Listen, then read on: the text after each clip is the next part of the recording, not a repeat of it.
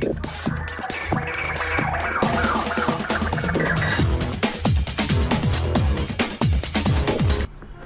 Viewers, বিনোদন জগতের সব খবর নিয়ে আপনাদের সঙ্গে এই মুহূর্তে রয়েছি আমি রিপোর্টার কুসুম।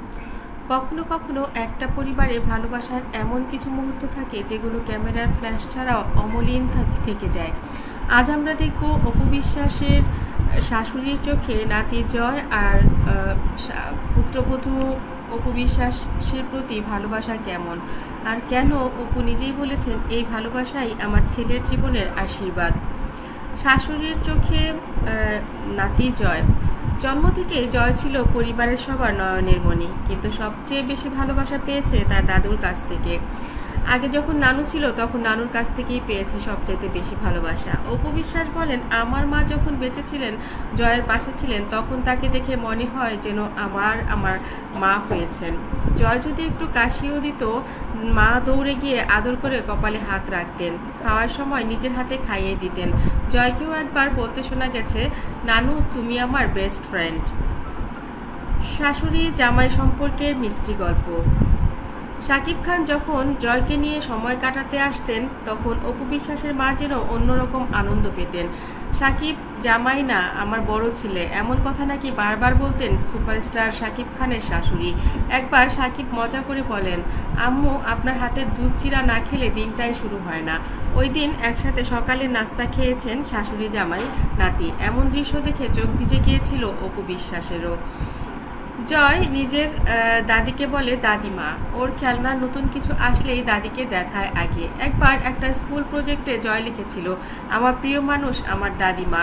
শুনে অপু কেঁদেই ফেলেছিলেন, বলেছিলেন এই ভালোবাসা আমার সন্তানের জন্য সবথেকে বড় সম্পদ। সন্ধ্যায় সবাই মিলে কার্ড খেলা, টিভিতে পুরনো ছবি দেখা, দাদি আর জয় একসাথে রান্নাঘরে ঝালমুড়ি বানানো, এগুলোর জন্য সাকিব অপুর সংসারে দিনকে দিন করে তোলে রঙিন। সাকিবও বলেন, অপু আর তার মায়ের বন্ধন দেখে আমি শান্তি পাই। দাদি নাতির এই ভালোবাসা পারিবারিক বন্ধনকে আরও দৃঢ় করেছে।